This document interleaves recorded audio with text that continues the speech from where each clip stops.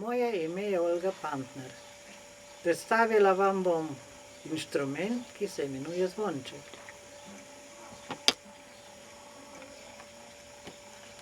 Beseda zvon se uporablja v vseslovenskem prostoru le za tistega, ki visi v stolpu, da bi bil njegov glas slišati čim dalj naokrog. Zvonec je vlit kakor zvon, toda manjši in so ga navadno privezovali pastirji živini okrog vratu, ko se je paslo.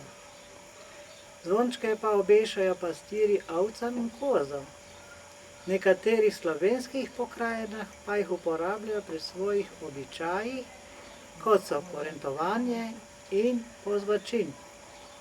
Na barkinih jih uporabljajo škoromati, brežnici ter grdi, danes pa manjši poslikani zvončki služijo kot turistični spominki. Zvonec je sestavljen iz železne pločevine, ki je za manjše zvonce tanjša, za večje pa debelejša,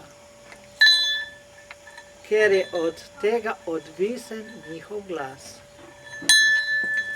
Vrh kovinskega obota je vdelan kambo ali kampo.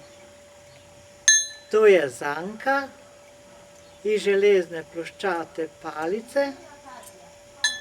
Polovica palice je znotraj, polovica pa zunaj. Zvonček lahko imamo pritrjen na žici ali na zanki in na vsakem trsljaju, ki ga naredimo z roko, odda zvonček zven.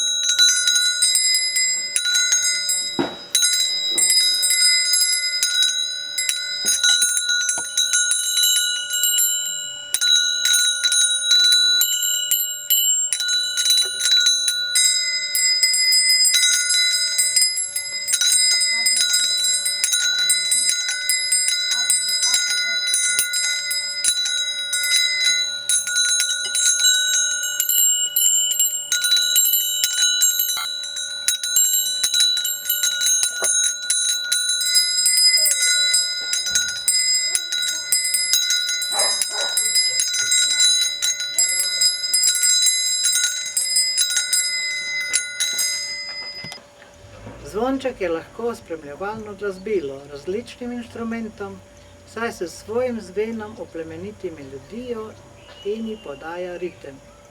Branje zvoncev je bila stara slovenska domača obrt.